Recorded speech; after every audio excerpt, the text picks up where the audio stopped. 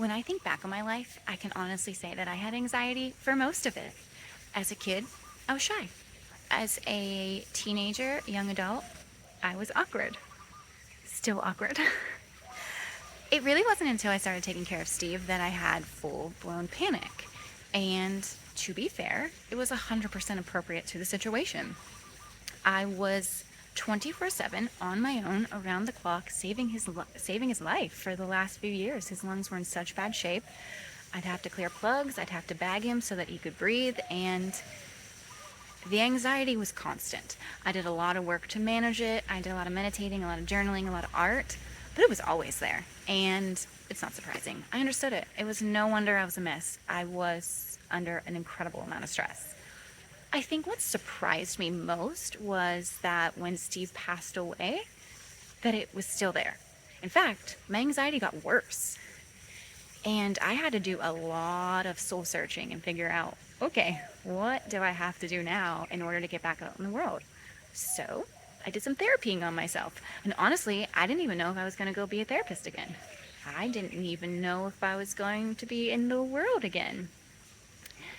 So when I started to kind of reflect back on this time yesterday of what really worked for me in those moments, I came up with 5 things. Not always a big fan of a top 5, but it's what came to me, and it's what really, after trial and error and giving myself grace, but trying again, seemed to really help me. First and foremost, before even trying to focus on my breath, I would always put my hand on my heart and take in my surroundings. I mean, it wasn't always this, but the reason for that is I disassociate quickly, and I knew that if I would disassociate, that it would be hard for me to come back to my body and hard for me not to panic.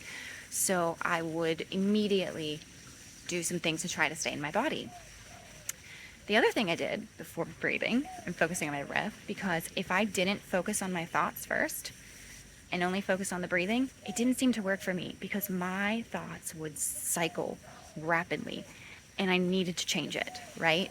So I would start to say, you can do hard things. You've done harder things than this before. You got this. Trust yourself. Everything is going to be okay. You are in your power. And I would say to myself over and over again. And then once my brain kind of stopped all that cycling, that's when I would start to focus on my breath. And usually I would do the counting of the inhale and exhale. Inhale to 5, exhale to 5, just to try to get my breathing more regulated. If counting didn't work for me, because sometimes numbers shut my brain down, I would continue to use positive thoughts. So I would say, I love you. I would often say, I love you to myself. I would often reaffirm that you are getting the oxygen you need. Because, one of the things we do when we're freaking out is we're like, oh my God, I'm dying. I would tell myself, no, you are getting the oxygen you need. It is okay. Trust yourself. You are safe in your own body. And the whole time I would be inhaling and exhaling. And I would inhale a phrase and exhale a phrase. May or may not still have my hand on my chest, just feeling my body. This one also is a bit interesting and people kind of balk at it, but for me, it's an absolute must. If I needed to cry, no matter where I was, I needed to cry. Whether I was in the grocery store, in fact, I have cried in the grocery store a couple times. No one's ever said anything to me. But the thing is, resisting made it worse. Resisting the anxiety made it worse, and resisting the crying made it worse. I cry when I'm mad, I cry when I'm sad, I cry when I'm anxious. Crying is my body's way of releasing whatever emotion is building up in me. And so if I needed to cry, I'd cry. I wouldn't resist it. And I wouldn't feel shame about it. And another really, really important trick was, once I started having a trail of things where I would overcome a lot of anxiety, I would start to pull up those memories and be like, hey, remember the other day when you were feeling anxious? You got through the whole line at the grocery store and you were fine. Like, you can do this again.